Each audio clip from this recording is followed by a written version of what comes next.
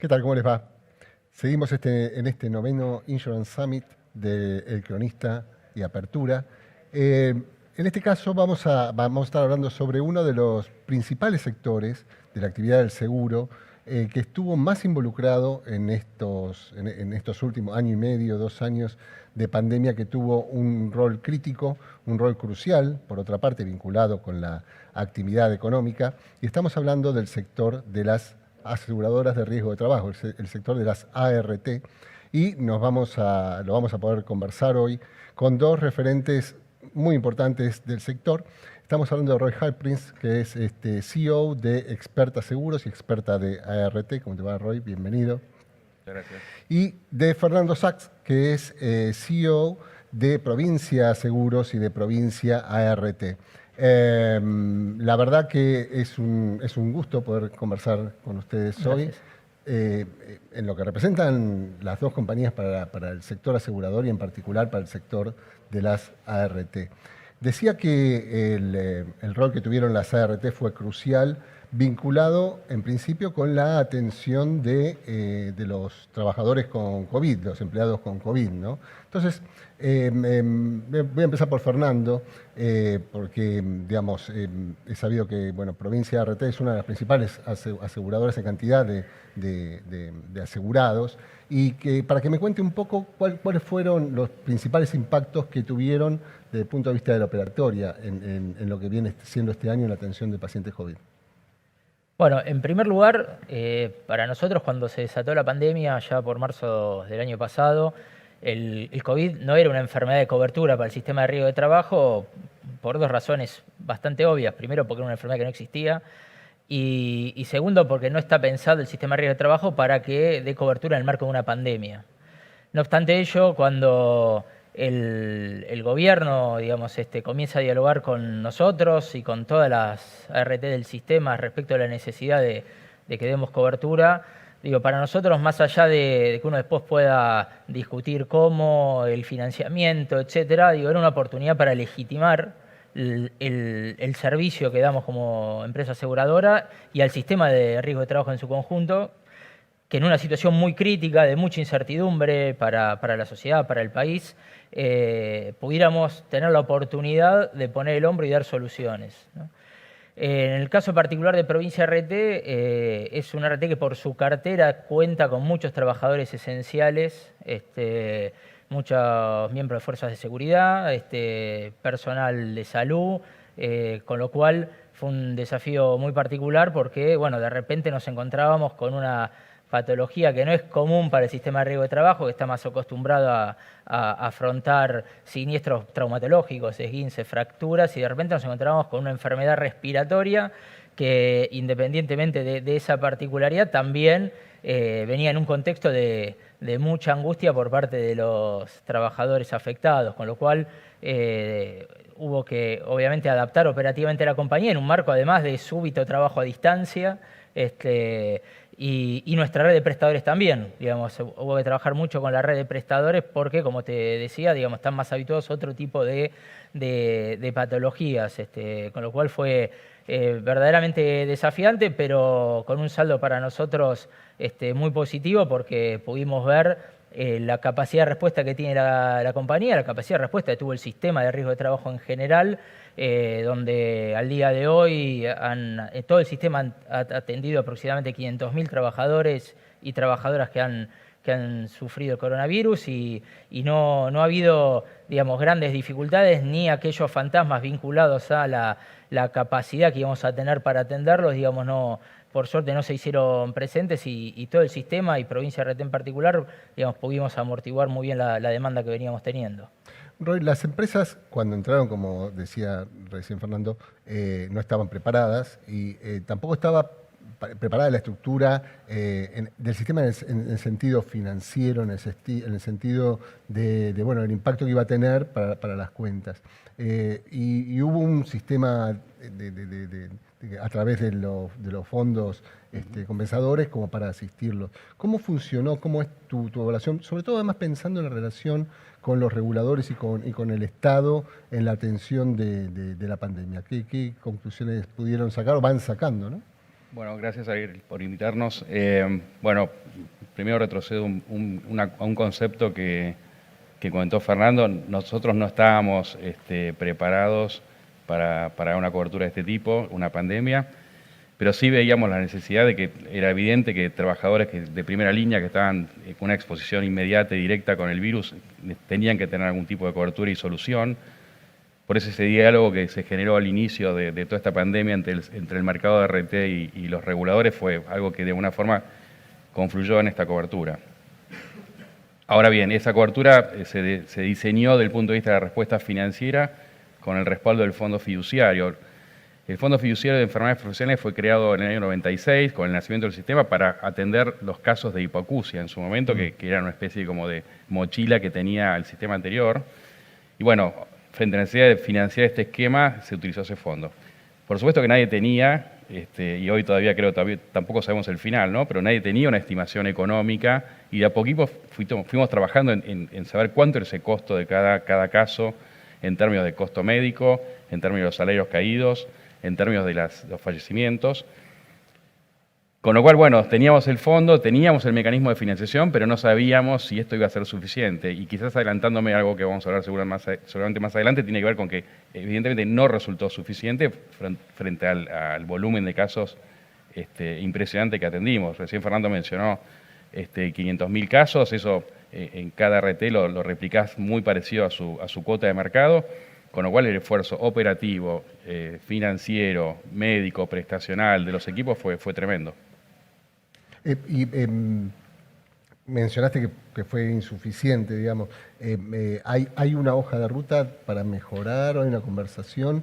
Como Hoy pensando hacia el nosotros futuro, tenemos, ¿no? Hacia la recomposición bastante claro que el impacto económico que trajo esta evolución del año 2020 y 2021 respecto del costo de COVID. En estos tres rubros que te mencioné, costo médico, salarios y los fallecimientos. Estamos hablando de cerca de entre 50 y 60 mil millones de pesos. El fondo ya está recontra agotado y ahora estamos en el proceso donde estamos empezando las compañías a pagar todo ese nivel prestacional contra un fondo que vamos a ir generando un crédito. El gobierno tomó una medida. El fondo fiduciario se alimenta mensualmente con un aporte de los empleadores que hasta hace 2 meses era de 60 centavos, que estaba definido en el año 96, con lo cual imagínate tenía un atraso importantísimo. Se lo llevó a 40 pesos y ahora además incorporó un mecanismo de actualización trimestral de ese valor.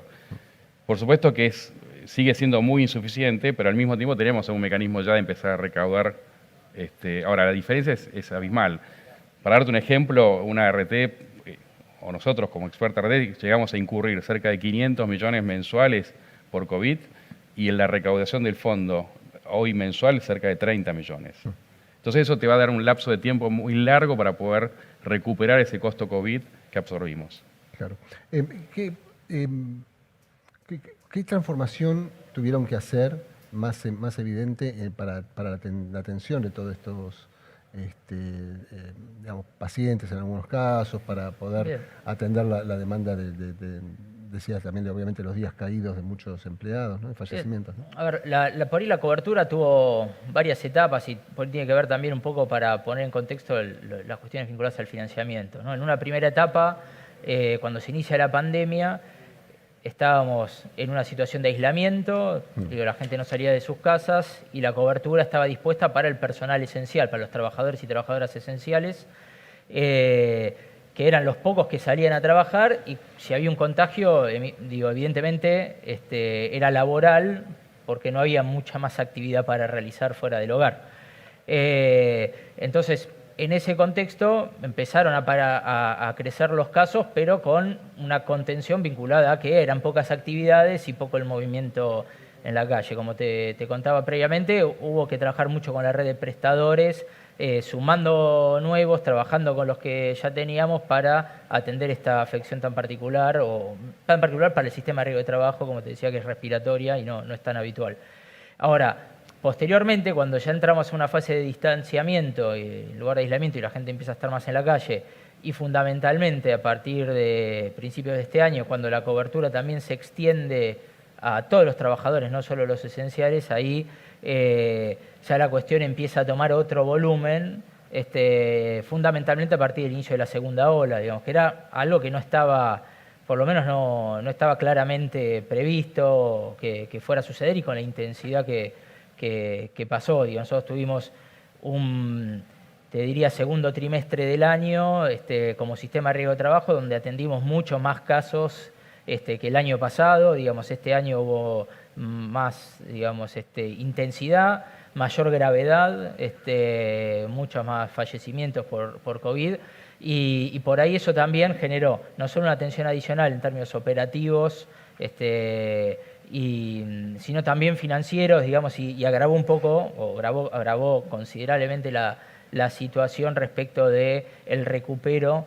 de esos gastos que realizamos, que en general la mayor parte de ellos se produce con mucho delay respecto de la ocasión del siniestro, ¿no? Porque en caso de un fallecimiento, digo, por ahí todo el trámite, declaratoria de herederos, etcétera, demora 10, 12 meses más en una situación de pandemia que por ahí uno ya se olvida, pero hace 6 meses atrás estábamos en una situación de mucha mayor restricción de circulación, con lo cual el gasto fuerte, como bien mencionaba Roy, recién está sucediendo ahora o a partir de agosto y se está empezando a incrementar fuertemente, con lo cual nosotros venimos hablando con los reguladores respecto de posibles soluciones, algunas de las que las comentó Roy, que obviamente no alcanzan para terminar de resolver la cuestión, pero yo creo que hoy, por ahí, la discusión más importante que tenemos que dar y que estamos conversando con nuestros reguladores es respecto a cómo continúa la cobertura frente al coronavirus, digamos, porque aparentemente la pandemia estaría finalizando. Obviamente uno siempre esto lo dice con muchos condicionales, porque el devenir ha sido, digamos, siempre bastante imprevisible, pero lo que sí sabemos es que hoy la población está vacunada, la vacunación está avanzando fuertemente, que los casos nuevos que se están generando no son casos de gravedad, producto de la vacunación. En consecuencia, si nosotros pensáramos una tercera ola o un ingreso de variante Delta o de lo que viniera en el futuro, probablemente genere, como ha sucedido en otros lugares, en otros países, un incremento de casos muy fuerte, pero no genere hospitalizaciones, sino genere muertes, con lo cual, a nuestro entender, ya la cobertura por el sistema de riesgo de trabajo carece un poco de sentido, o del sentido que tenía o que tuvo el año pasado, porque en definitiva terminaríamos siendo pagadores de salarios caídos, ¿no? Digamos, al no haber ya prestación médica, al no haber indemnización por incapacidad o por fallecimiento, en definitiva terminaríamos pagando salarios de gente que está aislada en la casa. Claro. Con lo cual me parece que esa es una discusión que hoy tenemos que dar y tenemos que resolver cómo se continúa a partir de ahora la cobertura o de principio del año del 31 de diciembre, que es cuando vence alguna de las normativas que la establecieron. Claro. Del otro lado, ustedes atienden obviamente los siniestros laborales y también tienen como contraparte a las empresas, digamos, que también estuvieron todo este tiempo con una escasa actividad y con, obviamente, niveles de aportes, en muchos casos me imagino caídos, porque también cierre de empresas y que parte de la ecuación también se les cayó por ahí, digamos. ¿Cómo fue ese proceso, ¿no? ¿Y qué están viendo de salida, ¿no? Es un tema muy, muy importante. Nos colocamos el 19 de marzo de vuelta un poquito para atrás y nosotros como empresarios y nuestros clientes también tenemos una gran incertidumbre de qué iba a pasar. La primera cuestión fue entender a los clientes en términos de quiénes estaban afectados muy fuertemente por el cierre, por la cuarentena, y aquellos que podían seguir trabajando o activos.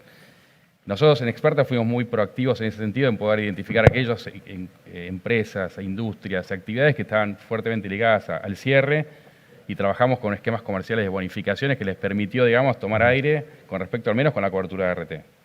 Ahora, del punto de vista del esfuerzo que fueron haciendo para poder regularizar su actividad y demás, hoy también tenemos que decir que nuestros clientes se comportaron muy bien en términos de la cobertura, de poder sostener, digamos, el nivel de alícuotas. Hubo suspensiones, por supuesto, también, que fueron contempladas, pero en general tuvimos un efecto donde las RT contemplamos situaciones excepcionales que eran justamente por ejemplo, actividad de turismo, transporte, todo lo que tenía que ver con servicios, que estuvieron muy afectados con el mundo pandemia y que ahí estuvimos presentes para decir, bueno, es un momento muy difícil, estamos para acompañarlos. Y, Fernando, de lo que están viendo, si es que ya pueden empezar a ver algo, después de haber transcurrido, esperemos que haya sido lo peor de la pandemia, ¿ven desde los indicadores que ustedes tienen alguna recuperación significativa? A ver, nosotros vemos que hay una recuperación de la actividad, lo vemos por el aumento de los siniestros convencionales, digamos, los que no son COVID, que por supuesto durante el 2020 cayeron fuertemente. Hoy ya hace varios meses, diría, no hoy, sino hace varios meses que la siniestralidad se ha recuperado, con lo cual eso implica que la actividad está volviendo. Lo que sí no vemos es recuperación del mercado de trabajo. O sea, el sistema de riesgo de trabajo no está sumando cápitas al universo asegurable, es decir, son más o menos la misma cantidad de trabajadores que habías asegurados en la prepandemia, lo cual en algún punto es una buena noticia porque los últimos no hay tanta destrucción de empleo formal. Exactamente, porque los últimos 4 o 5 años vino cayendo la cantidad de empleo formal, con lo cual vemos con expectativa la recuperación económica que se está evidenciando, digamos, en múltiples indicadores que la miden, y queremos ver, bueno, obviamente cómo eso impacta en el mercado de trabajo. Esperemos que positivamente, porque si hay algo que necesita también el sistema de riesgo de trabajo para fortalecerse es ampliar el universo asegurable, digamos, ¿no? Hoy estamos las compañías en una competencia que la verdad que es muy sana para el cliente porque siempre encuentra alternativas, pero que a nosotros necesitamos por diversas cuestiones vinculadas a nuestro financiamiento que pueda haber un mercado más grande, digamos, ¿no? Como cualquier compañía, necesita que su mercado crezca. El mercado más grande puede ser obviamente que haya más empleo. Ahora, ¿hay alguna otra forma, digamos, de algún cambio vinculado con el mercado laboral en sí o con la actividad de las ART donde puedan crecer de alguna forma sí, sin diferenciada? Duda. Esto que mencionaba Fernando es muy importante y muy relevante. Hoy estamos en un contexto donde hay un desequilibrio tarifario importante, donde tenemos también un esquema de nosotros le llamamos dos mochilas, ¿no? El pasado con la altísima litigiosidad que sufrió el sistema y por otro lado esta nueva mochila que fue el impacto económico de los casos COVID. Por eso es que el mercado tiene que crecer y coincido con Fernando respecto del carácter competitivo que tiene este mercado. Y eso es que de alguna forma ha llevado a un esquema tarifario donde hoy es insuficiente. Posibilidades de crecimiento, muy importante. Nosotros podemos hacer una oferta también para el mundo de los autónomos, independientes, para los monotributistas. Tenemos la experiencia de haber incorporado los empleados de casas particulares, que fue una experiencia muy exitosa en el sistema, tanto por el costo de incorporación, que es realmente bajo, como por la cobertura que se les brinda.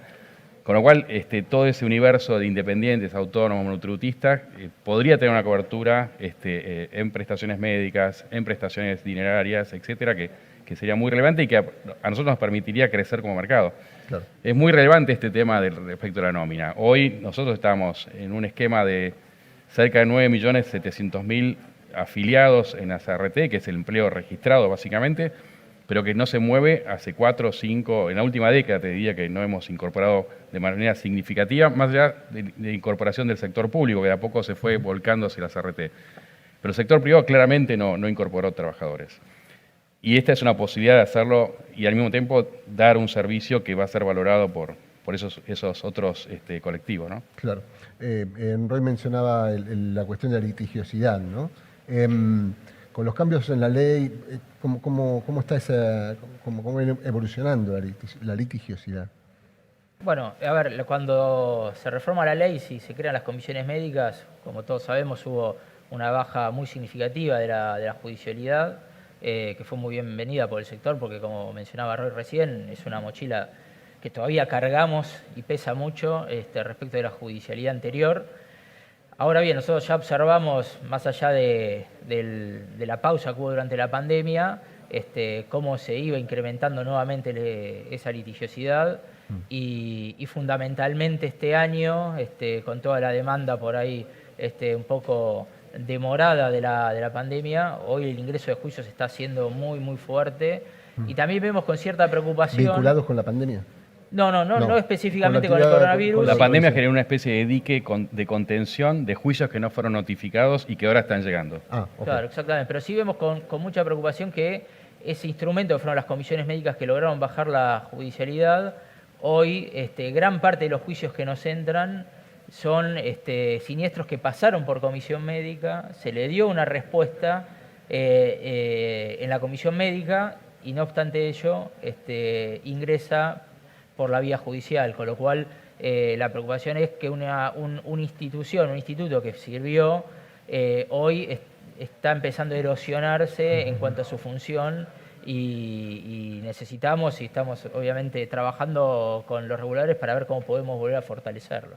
Hay que perfeccionar las comisiones médicas, sus atribuciones. En realidad este es un tema muy importante. La reforma del 2017 terminó de configurar un esquema nuevo de comisiones médicas. Un esquema nuevo que está validado desde el punto de vista operativo porque están funcionando, porque está validado desde el punto de vista de las jurisdicciones porque las provincias han adherido, las más relevantes han adherido a este sistema, a este régimen.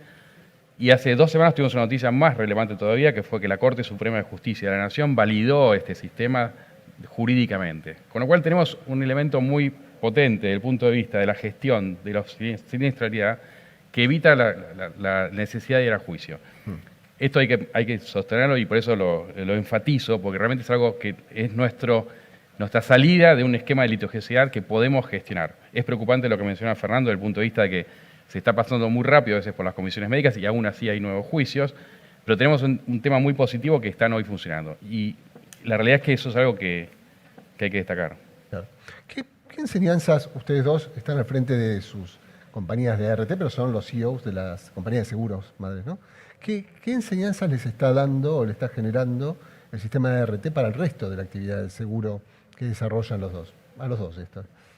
A ver, yo creo que una de las lecciones de la pandemia, no solo para nosotros como gestores de compañías de seguros, sino para la sociedad en general, debiera ser la necesidad de estar bien asegurado, ¿no? La sociedad argentina, se ha hablado en múltiples oportunidades, está infraasegurada, no hay cultura aseguradora. La pandemia yo creo que ahí debe dejar una enseñanza al respecto, porque sucedió lo que en general se supone que no pasa, que es la contingencia, que es el momento para el cual uno se asegura, ¿no? Siempre se dice, el seguro es muy caro cuando no te pasa nada y es muy barato cuando lo necesitas.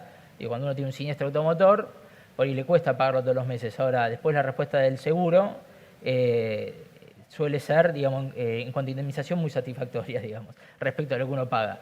Entonces, yo creo que un montón de comercios, un montón de industrias hubieran transitado mucho mejor la pandemia si hubiesen estado adecuadamente asegurados y un montón de familias y de hogares sin duda.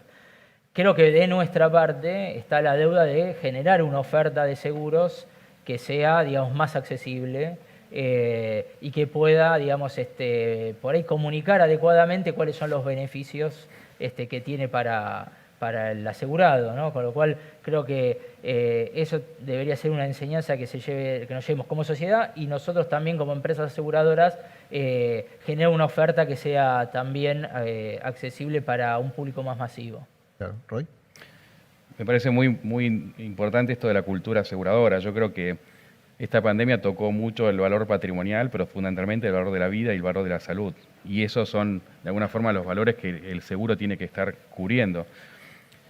Las demás lecciones tienen que ver también con los aprendizajes que tuvimos con respecto a cómo seguir adelante y darle continuidad a un negocio, tanto desde el punto de vista operativo como desde el punto de vista comercial, nuestros clientes, la atención, brindar prestaciones.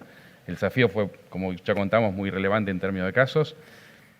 Y después, amigarnos mucho más con la tecnología. Yo creo que este fue un gran acelerador de transformación tecnológica en las compañías que nos obligó a tener canales digitales, a ser más transaccionales, a incorporar cosas que hoy ya funcionan muy bien, como los chatbots, como el WhatsApp, digamos, pero que hacen al día a día, pero que nos han facilitado mucho la cercanía con el cliente, con el productor y demás. Eso creo que es otro gran aprendizaje.